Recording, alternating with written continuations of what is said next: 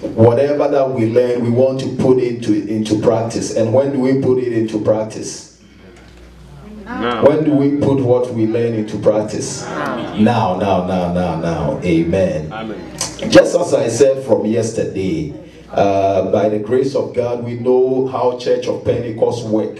When you come into the Church of Pentecost, one of the things that you have to know as a leader is to know how it works, how the system works, how we call leaders, how leaders serve for a period, and leave the scene, and others come into the scene. That is why it's very good that this training, the developmental process, is very good for us, because when you are leading, know that you are not there permanently. So you have to go through these developmental stages that, to help others, so that when you are off from the scene, others can work effectively more than even you. Amen. Amen. Because I said you serve 2 years, whatever capacity, and if your work pleases the presbytery and the minister, you are given what? Another 2-year term. And afterwards, what happens? You are reviewed. You are reviewed. After the second 2-year term, according to our constitution, you have to do what? Be reviewed for somebody to come in to continue the work.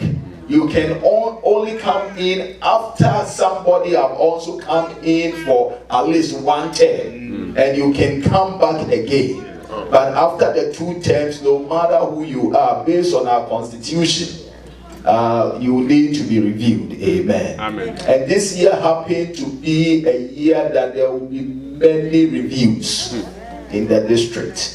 And we need to prepare ourselves, amen. Amen. So that as leaders, when reviews go on, we will not create problems, amen. Amen. Because one of the challenges is that when reviews or transfer comes, even with pastors, problems are created. So if even it goes on in pastors, how much more the leaders? But that is the system. Amen. Amen. That is a system. It's not that when you come in that we have to change the system to suit you.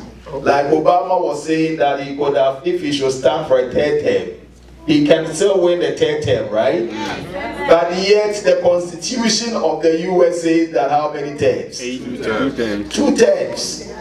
So that is what African leaders do, right? After their 2nd term, that they want to change the constitution and everything, so that they stay for the rest of the years.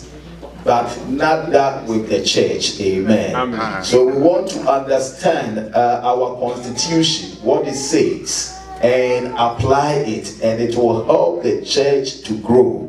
And when during transitions like this or changes like this, a whole lot of things come in, that even at times, if you're not careful, you hear even leaders saying a whole lot of things that do not please the Lord. Instead of we leaders saying things that will help even for the church to move on. So please, I want to caution us as leaders, wherever there is a change, a review, whether presiding elder, whether a movement leader, a local, a district movement leader, please, don't, whatever that you say should be part of solving what? The problem. You shouldn't be part of what? Creating problems. In the Church of Pentecost, there are 3 books that if you have, will help you a lot. One is our constitution. I know every leader has one, right? Yes. Good. 2 is our church practices. Who doesn't have this? We'll make sure that we order for some so that everybody gets it. All that we teach and all the trainings, most of them, Apostle talk about the church culture, right? It's in the constitution. Who knows that Pentecost has a church culture? Yes. Let me see by hands those who know that Pentecost has a church culture. Because if you know it, I will ask you some of the church cultures too. So let me see by hands genuinely those leaders over here who knows that we have a church culture. Please raise your hand above your head so that I can count you.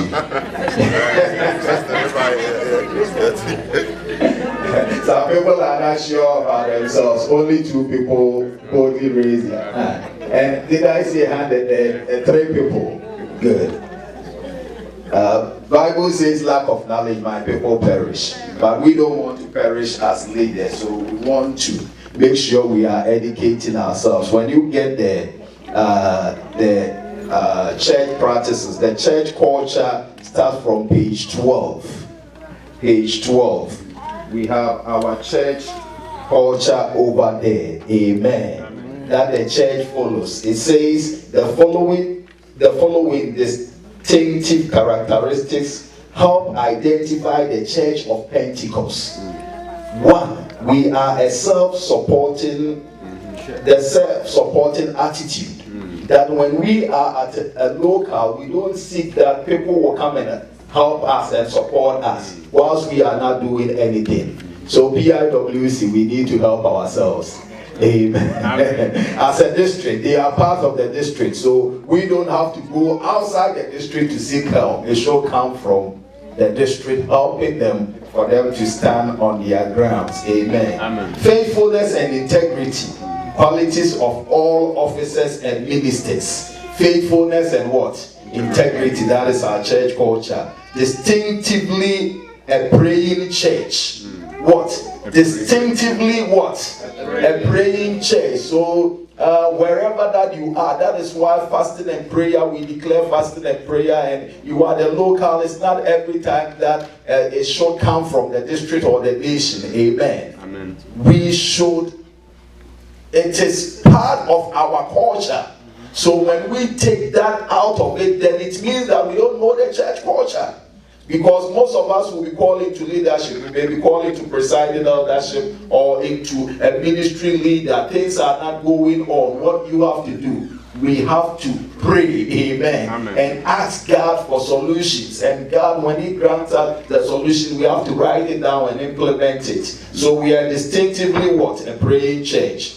Church discipline without fear or favor, irrespective of position, race, or color of members. And people have problem with it when there is a discipline, because they don't know that the church has a culture that we abide by. The next one is place of worship based on spirit and truth, and not necessarily of the temple, or it's here temple, but it should be temple. Fellowship, and the next one is fellowship and liberality. Amen. Amen. That you have to feel liberated, coming to serve the Lord and have fellowship without fear or any intimidation. Amen. Amen. So we have to create the atmosphere for people so that they can come and serve God what? Freely. Amen. Amen. Not that at times people are called into leadership and they are afraid to do their work. When I came to the church, I came to the US, and my district pastor, then Apostle Aponsa, saw me. The first day that he saw me, he said, "You are going to be my district witness leader." I've not been in the church for even 2 or 3 months, but when he saw me, he said, "You are going to be the district witness leader." And come and see how people fought against it. So one time, I was interpreting him, and whilst preaching, he mentioned again that no matter what people are saying, you are still going to be the district witness leader. And when the existing witness leaders were reviewed, I didn't know, because I've been in the country fresh. I didn't know that they hold the position for about 7 years and over. And when they were reviewed, some people attacked me personally. When they in the church, they scared me, and I said, "Is this the condition that I'm coming into?"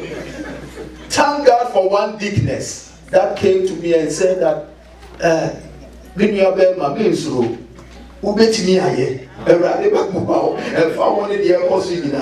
The deaconess came to me and encouraged me because people were attacking me physically. But thank God that when we took office, by the grace of God, it was about 10 assemblies then in New Jersey, and we split it into 2 districts. Philadelphia district came out of it, so it was left with 5 assemblies. But thank God that through our work as a new person, we created 5 more churches, and the district grew back to what? 10 assemblies again. Amen. And out of that, we also created what? Trenton district. And I happened to go into Trenton district and still became the witness leader over there. And in my work in this church, I've been a witness leader throughout my ministry. Because from Trenton district, I went into ministry and became the regional witness leader in Washington, Western region. And right here too, when I came here, I thought I was going to pension in the witness, but it made me the regional witness leader again. I'm talking about when we make changes, the struggles and things that go through, many people go through, and they are afraid to even do their work. But I'm pleading with us. That is not Christ-like. Amen. Amen. Because even if you are a leader, the success of the one who is taking over from you will show your success. Amen. Amen. Good. And respect for authority. Respect for authority is also our church culture. I cannot go through all, but get it and go through all. Respect for what? Authority. Respect for what? Authority. Respect for what? Authority. Amen.